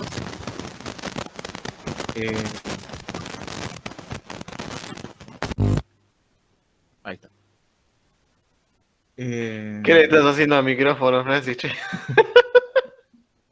No, estaba un poquito castigado el micrófono por eso. Piensen que cambié de máquina así imprevistamente. Bien. Entonces, por ejemplo, lo que es caja, cuenta corriente del banco, lo que representan dinero en efectivo, por ejemplo, créditos por ventas, proveedores, créditos impositivos, obligaciones a pagar, todo eso que representa de alguna forma dinero en efectivo, se consideran partidas monetarias, ¿sí? Ya tienen su valor determinado en moneda curso legal. En cambio, después vamos a tener el grupo de partidas no monetarias, que son las que no tienen un valor cierto en moneda de curso legal. Acá vamos a encontrar, por ejemplo, los bienes de cambio, mercaderías, materias primas, todo lo que se utilice para la venta, bienes de uso, inmuebles rodados, muebles y útiles, herramientas, maquinarias. Las cuentas del patrimonio neto se consideran partidas no monetarias, ¿sí? Salvo la cuenta capital, que después, bueno, cuando realicen el ejercicio van a ver que se lo toma de una forma especial. Y después todas las cuentas de resultado, ¿sí? Tanto de resultado positivo como de resultado negativo, son partidas no monetarias, ¿sí? ¿Esto qué me indica? Yo con las partidas no monetarias las voy a poder ajustar, le voy a poder corregir su valor, ¿sí? Es decir, le voy a poder llevar al valor real o lo más aproximado al valor real posible. Y las partidas monetarias me van a poder dar la depreciación de los bienes que tengo en la organización, ¿sí? Me va a medir la pérdida de valor que tengo en los bienes, ¿sí? Por ejemplo, si yo tengo, supongamos, vamos a poner el ejemplo de una empresa que tiene 0 movimientos en un año y que inicia con una caja de 100.000 pesos, ¿sí? No tuvo ningún movimiento. Inicia la caja con 100.000 pesos, termina el ejercicio con la caja de 100.000 pesos. 0 movimiento, nada más. Es lo único que tenía. ¿Qué pasó? Cuando arrancó el ejercicio tenía 100.000 pesos. Finalizó el ejercicio, seguía teniendo los 100.000 pesos. Ahora bien, los 100.000 pesos que tenía al inicio no compraron la misma cantidad de bienes que los 100.000 pesos al cierre del ejercicio, ¿sí? ¿Cómo lo mido? Bueno, mido la corrección de esa partida que es monetaria, perdón, y al aplicar el coeficiente corrector, pero dejando el mismo valor, me va a decir que esos 100.000 pesos tuvo una pérdida de valor de tanto, ¿sí? Y eso me va a reflejar cuál fue la pérdida generada en ese ejercicio. Solamente por mantener esos 100.000 pesos en caja, ¿sí? Es por eso, justamente, que nosotros, en una época de una inflación alta, tratamos de consumir lo más rápido posible el dinero en efectivo que tengamos, ¿sí? Porque si nosotros, mientras más mantenemos el efectivo en el bolsillo, perdemos valor, ¿sí? Perdemos la posibilidad de comprar bienes de un periodo a otro. Y por eso es que en épocas de alta inflación se da mucho consumo y poca o casi nula inversión. ¿Por qué? Y lo que más me conviene ahora es gastar plata, gastar, ¿sí? Porque la plata va perdiendo el valor. Prefiero gastar algo, comprar un bien ahora, que sé que quizás comprando un bien puedo mantener el valor. Por ejemplo, un bien durable. Un automóvil, o aquello que puede ser una inversión un poco más fuerte, un terreno, o una inversión mucho más fuerte, un inmueble, ¿sí? Que son bienes que no se afectan tanto con inflación, ¿sí? Digamos, es como a ir a algo seguro, ¿sí? Y otra de las cosas que se dan también en época inflacionaria es que uno, ¿qué hace? Busca refugio en otras monedas más estables. Por eso es que en nuestro país es muy apegada al dólar, que es la moneda estadounidense, porque la consideramos como una moneda mucho más estable que la propia. Pero esto no es de ahora, no es de hace 10 años, esto es de hace muchísimos años. Esto viene ya de la década del 60, 70, más o menos de esa época viene esta afición, esta cuestión argentina de volcarse al dólar, ¿sí? Es algo que ya tenemos todo intentado. Por ejemplo, toda esta generación que estamos acá hoy presentes ya nacimos con que el dólar es mejor que el peso. ¿Sí? Ya lo tenemos incorporado en nuestra mente. Por eso es muy difícil sacar de esa idea a aquella persona que tenga algo de dinero extra, diga, bueno, voy a algo seguro, me voy al dólar, compro dólares, ¿sí? Es por eso que tenemos esta mentalidad de pensar siempre en esa moneda. Pero bueno, entonces, lo que voy a tener que hacer es identificar las partidas que yo voy a poder ajustar. Partidas no monetarias son las que sí le voy a aplicar el coeficiente. Partidas no monetarias son las que le voy a aplicar el coeficiente y las partidas monetarias no, porque esas son las que me va a dar la depreciación, ¿sí? O la pérdida de valor o la inflación que obtuve en ese periodo, ¿sí? Y como les decía, en el RECPAM, ¿sí? Voy a tener expresado esa pérdida, es la cuenta que me va a medir, ¿sí? esa pérdida de valor que yo tengo en la contabilidad. En esa cuenta voy a registrar ese resultado generado por esa pérdida de valor, ¿sí?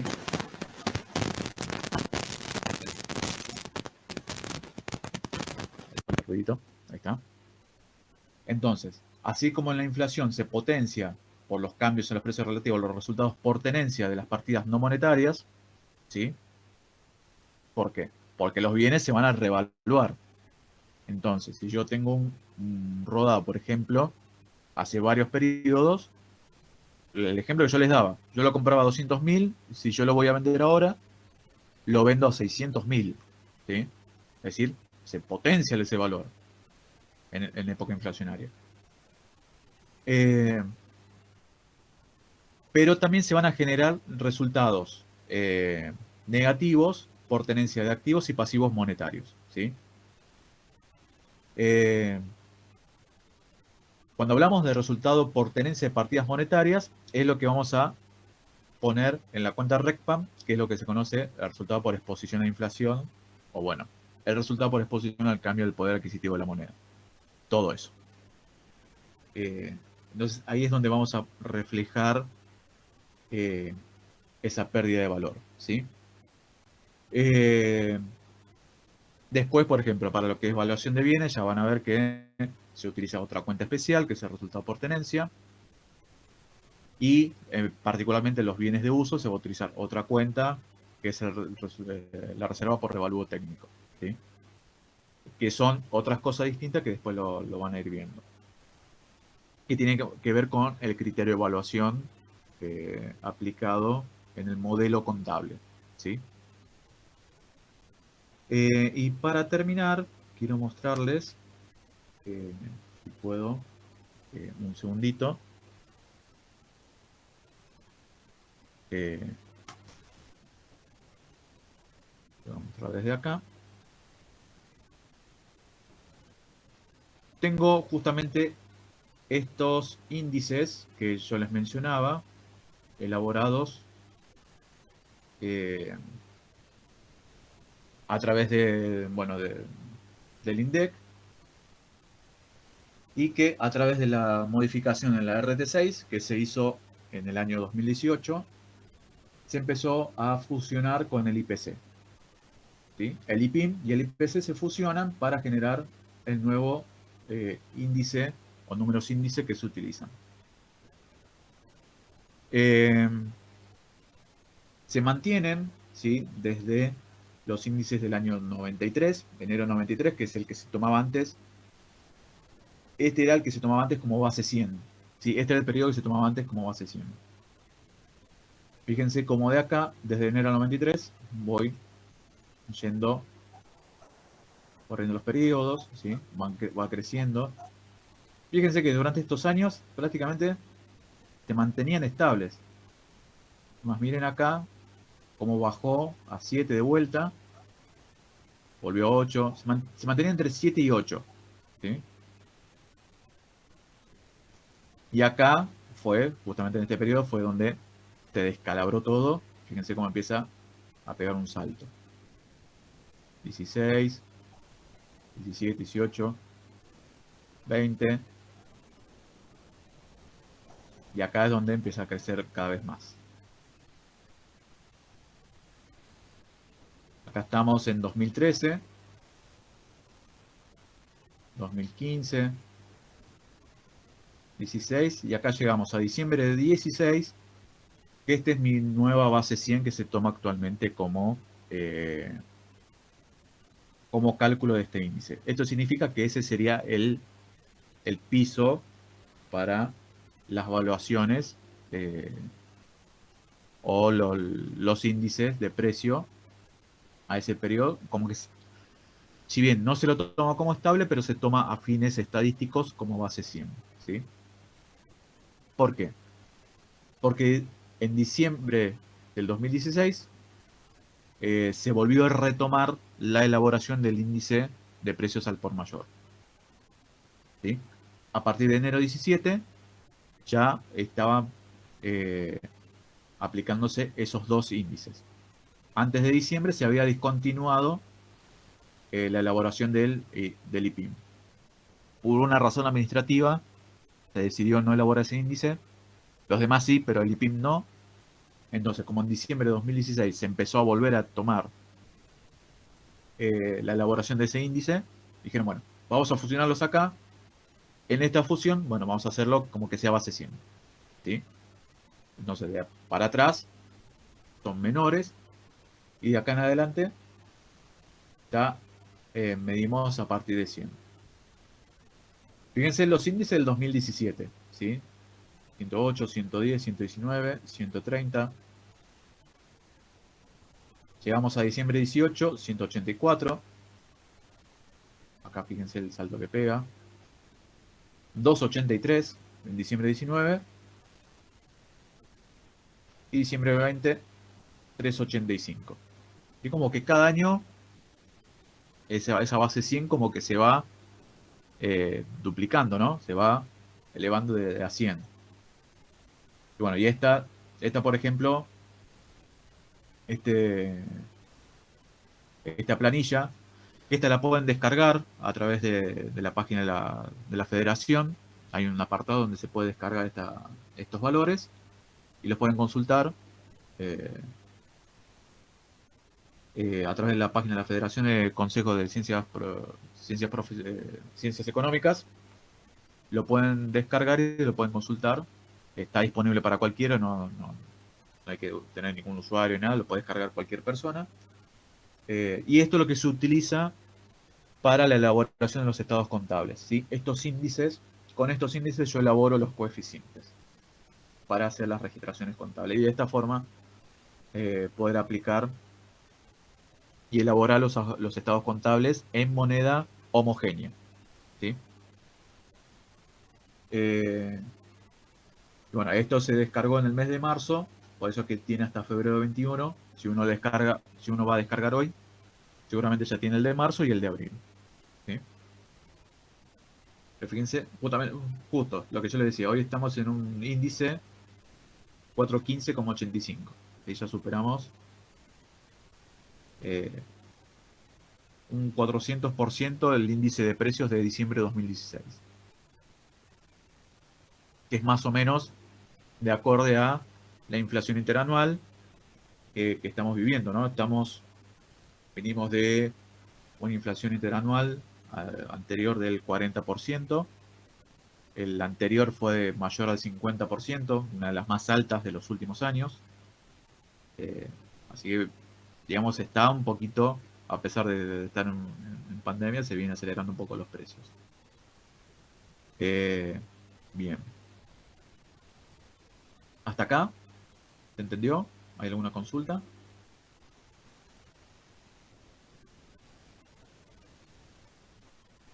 O sea, la base 100 es cuando literalmente el índice es 100.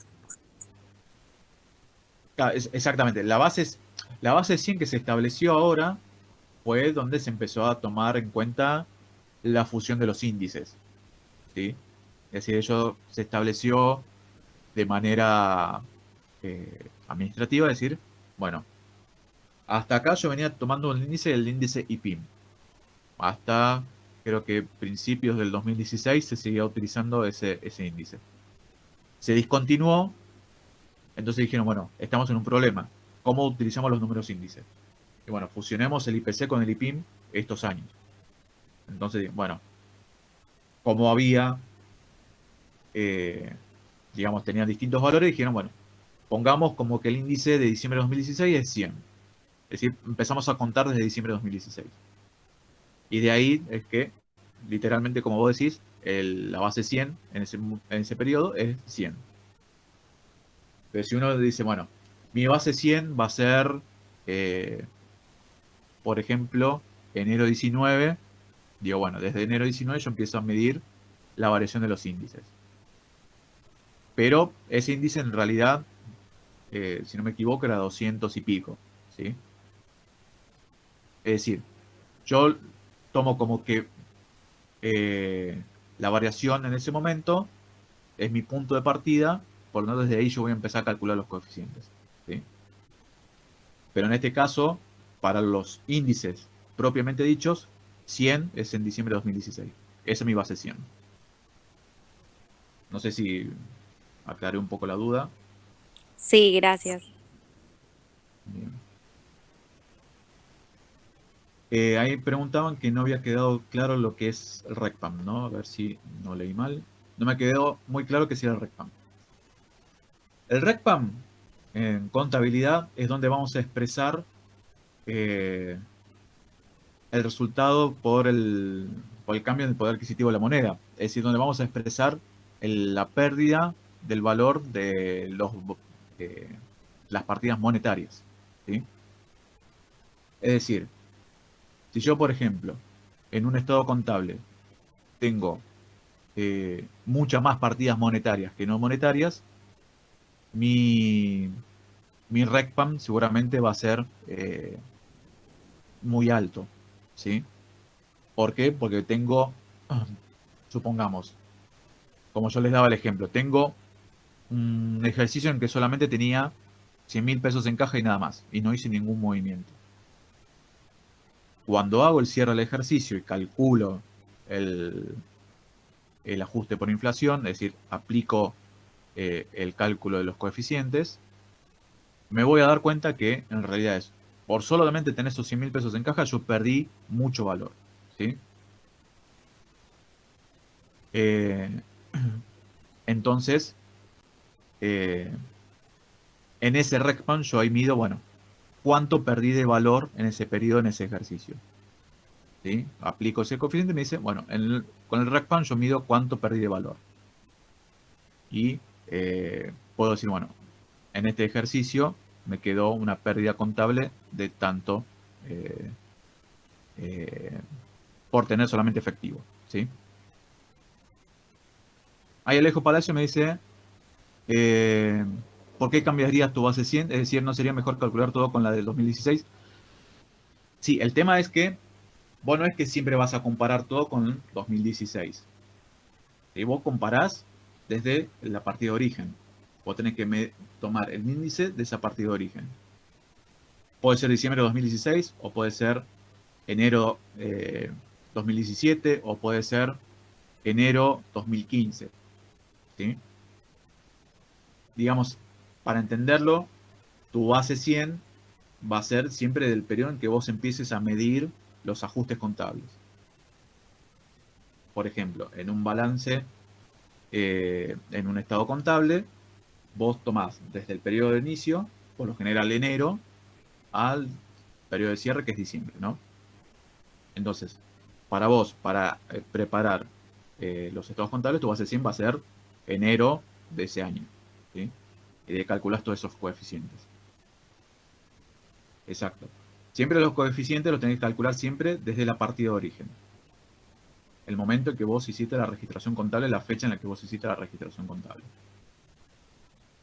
Compraste, supongamos, mercaderías en febrero, y lo querés medir al cierre del ejercicio cuánto es el valor, tomás desde febrero al cierre del ejercicio los dos índices y calculás el coeficiente y ahí lo corregís.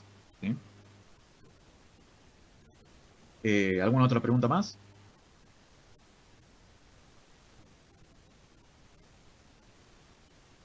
¿No?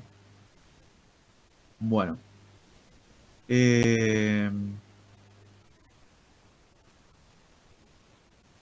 sí, sí, obviamente lo que vos tomás son los índices que te da la estadística. No es que vos elaboras tus índices propios. Vos tomás esos índices para hacer los cálculos. Yo me refiero a la idea de establecer una base 100, ¿sí? de índices. Es como reconocer tu punto de partida, tu punto de origen. ¿Sí? A eso me refería con la base 100. Bien, después esto, lo que es la aplicación de todo esto, se va a entender mucho más en la práctica, ¿sí? Pero tienen que hacer bastante más cuentas, tienen que trabajar un poquito más, así que, como decía Santi, les recomiendo también que repasen todas las dudas, todos los errores que hayan tenido en la primera parte de la materia, porque lo tienen que tener bien aceitado para poder pasar a este, donde la dificultad acá va a estar en el ajuste contable, ¿sí? Sí. Sí, es muy importante que repasen todo eso y que tengan en cuenta de la clase de hoy para empezar a afrontar los ejercicios prácticos, que tengan bien en cuenta el concepto de RECPAM, el concepto de partida monetaria, de partida no monetaria, ¿sí? Que el concepto bien de la inflación, de cómo uno por tener efectivo un activo monetario va a tener una pérdida por exponerse a la inflación, ¿sí? Todos esos conceptos que uno que quizás los conoce del día a día, pero a la hora de aplicarlos a la práctica en concepto teórico y en concepto práctico capaz cuesta un poco. Entonces, poder asimilarlo con lo que vieron hoy y tenerlo en cuenta para encarar mejor la parte práctica. Así es. Siempre fíjense de tener bien determinados los coeficientes, saber cómo aplicarlos y saber en qué momento utilizarlos, ¿sí? ¿Algo más que haya que decir, Santi? No, ¿no? No, yo les quería decir de que tengan en cuenta de esta clase también, pero más para la teoría, bueno, obviamente todo lo que vieron, pero no se olviden de ver, es importante cómo se comportan los índices y los coeficientes, y cómo cuando hay inflación, los índices aumentan y el coeficiente va disminuyendo tendiendo a uno, y cuando hay deflación, los índices obviamente van a ir decayendo. Todas esas cosas, y bien todo el concepto de qué es la unidad de medida, qué es el RECPAM, qué es la inflación, qué es la deflación, las características de los índices. Es muy importante todo este tema, muy importante, no lo dejen estar. Sí.